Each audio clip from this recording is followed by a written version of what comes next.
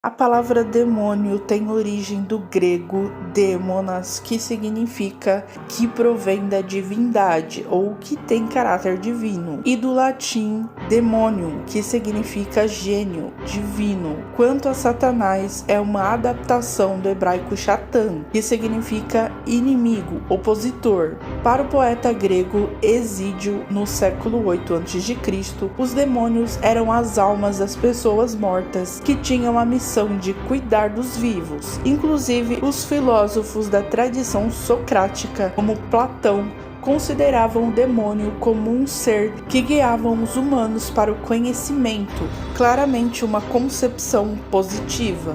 Nas culturas orientais eram considerados demônios todas as criaturas místicas e espirituais. O rei Salomão é um dos personagens mais famosos da Bíblia. Filho do rei Davi, ele teria governado Israel por volta dos anos 970 a.C. Os feitos de Salomão o tornaram famosos, tanto que surgiram várias histórias a seu respeito que não estão na Bíblia. A mais famosa é que teria invocado e prendido 72 demônios em um vaso de bronze e selado com símbolos, capazes de manter os espíritos escravos, e essa seria a explicação do seu poder e sabedoria. Quando Jerusalém foi conquistada e destruída pelo Império Neobabilônico no ano de 587 a.C., alguns judeus foram levados para o cativeiro na Babilônia.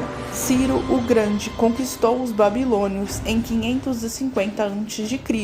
e iniciou o Império Persa. A religião oficial persa era o zoroastrismo, fundada pelo profeta Zoroastro, que descreveu um ser chamado Ahriman, que era o príncipe das trevas, que travava uma eterna luta contra Mazda, o príncipe da luz. Segundo historiadores, esse valor da religiosidade persa acabou sendo incorporado pelos hebreus quando Ciro permitiu aos judeus retornarem a Jerusalém. Até então, os hebreus não tinham esse conceito de dualidade. Em um primeiro momento, o demônio hebraico não assume a postura estritamente aterrorizante. Em várias passagens do Velho Testamento, ele surge como uma espécie de colaborador que recebe a autoridade divina para punir ou testar os fiéis seguidores de Javé, como Jó, por exemplo, que perdeu todas as terras e ficou adoentado. Por volta do século II a.C., a figura do demônio aparece em alguns textos apócrifos da tradição religiosa judaica,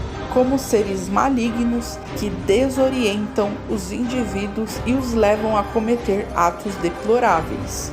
No Novo Testamento, autores como São Paulo e São Pedro detalham terríveis batalhas do diabo contra Deus. Nesse instante, os demônios passam a fazer parte de uma legião de seres espirituais malignos, chefiados por um líder supremo. Em uma dessas batalhas, descritas em Apocalipse 12, de 7 a 12, Lúcifer e 1/3 dos anjos são expulsos dos céus.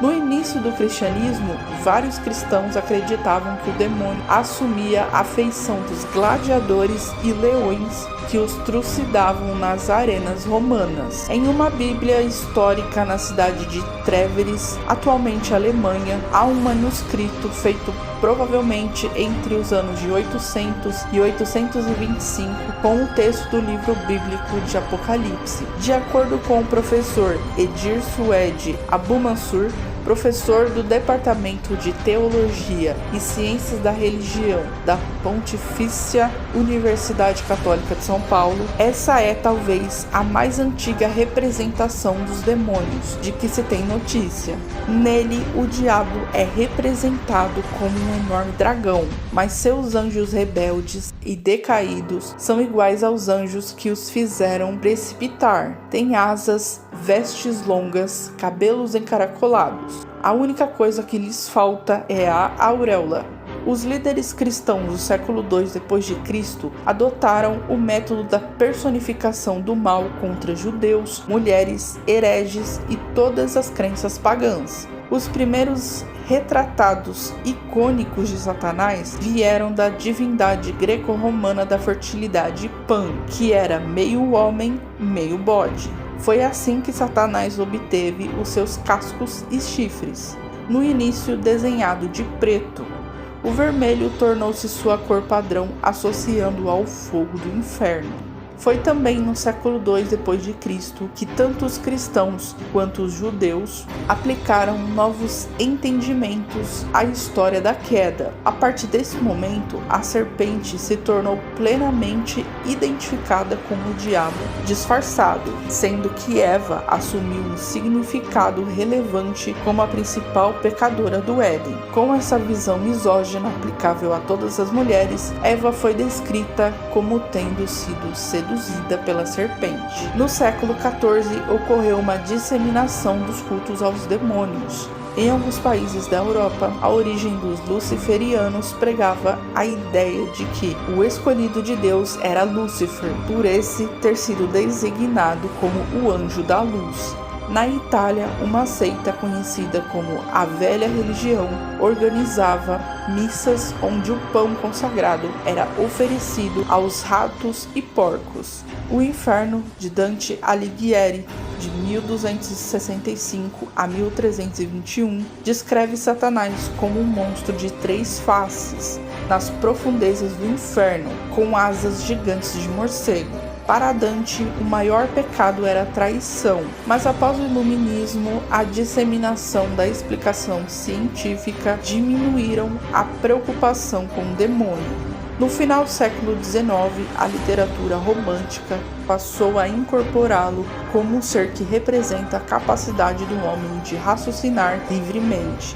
Um dos mais conhecidos exemplos aparece na obra O Fausto, escrito pelo alemão Johann Wolfgang von Goethe. No século passado, a relação entre o demônio e o poder de conquistar padrões acabou sendo explorado na criação de boatos entre artistas e celebridades no campo musical. O demônio também é retratado em filmes, como O Exorcista, por exemplo, que retrata a luta espiritual entre um padre e uma legião de demônios.